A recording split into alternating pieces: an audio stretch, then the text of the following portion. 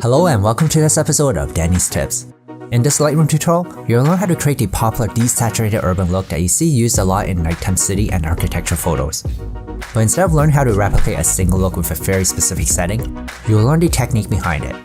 So whether you want something that is subtle or strong, minimal or surrealistic, you'll know how to customize the settings to get the exact look you want. You'll also learn about a common Lightroom mistake that even professionals make, and it's one of those mistakes that you don't want to do because it forces you to do things backwards, and it slows down your workflow.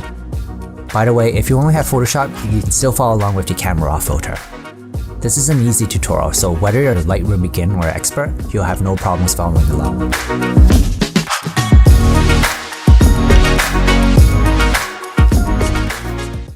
Let's start off with the primary and most obvious effect, desaturating the colors. There's two ways to do this. The first method is what most people do. Lower the vibrance until most of the image is desaturated, and then increase it back up with the saturation slider.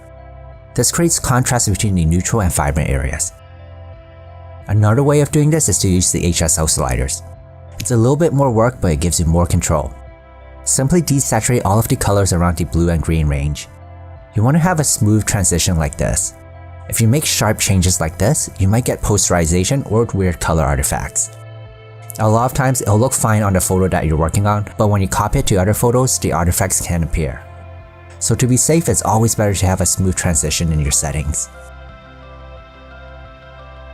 Another characteristic of the urban desaturated look is clarity. Simply increase the clarity to your liking. Next, we're going to adjust the tones and bring out more details. You can do this by dropping the highlights and increasing the shadows. This gives a flat look, and the brightness might change slightly. For example, if we drop the highlights and leave the shadows untouched, it'll lower the overall brightness. So to fix it, we can add more contrast and brighten it back up. Now you're probably thinking, we're going to be doing this with the exposure and contrast settings. But that's actually one of the most common Lightroom mistakes. Why? Well, let's say that you're saving this as a preset and applying it to a bunch of other photos. It'll overwrite your exposure and contrast settings, which means that you need to retouch your photos all over again. Imagine fixing the exposure and contrast for hundreds of photos, and only realizing later that your preset overwrote everything you did, and you have to go back and fix every single photo one at a time. That's a lot of wasted time and effort. So instead of doing that, use the tone curves. In Lightroom, the tone curves has two modes. I recommend switching to point curve mode, which you can do by clicking on this icon here. This mode will give you more control and precision. To increase the exposure, simply add a point to the middle of the graph and then drag upwards.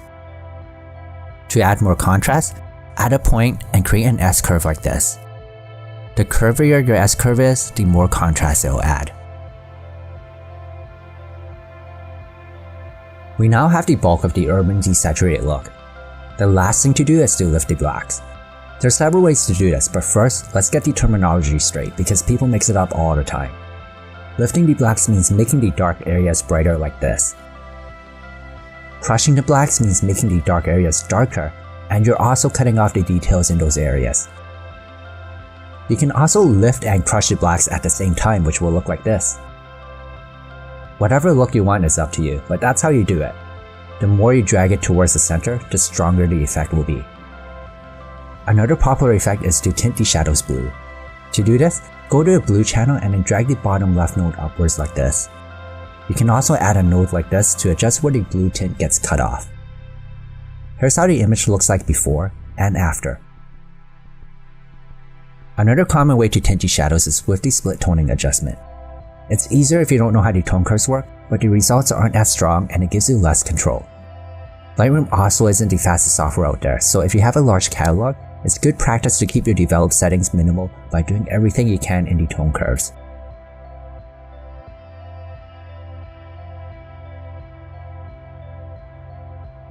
Here are some more examples of what you can create with this technique. We use the tone curves a lot, and if you're not familiar with it, I have lots of videos about it. In my opinion, it is the single most useful adjustment to learn because you can do so much with it, and it's also in other software like Photoshop, Adobe Premiere, and even the Lightroom app for iOS and Android. You can find links to the videos I recommend in the video description below.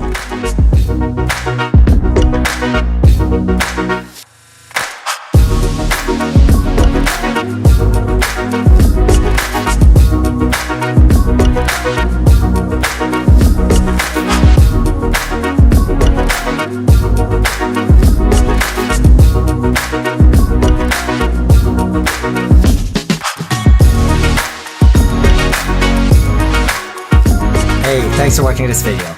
If you liked it, please remember to hit the like button. I also want to thank Thomas Logan for requesting this video. If you guys have any requests, you're definitely welcome to let me know. You can leave a comment, email me, message me on Instagram, whatever you like. Anyways, hope you have an amazing day. Let me know what you think in the comments below, and I'll see you in the next video.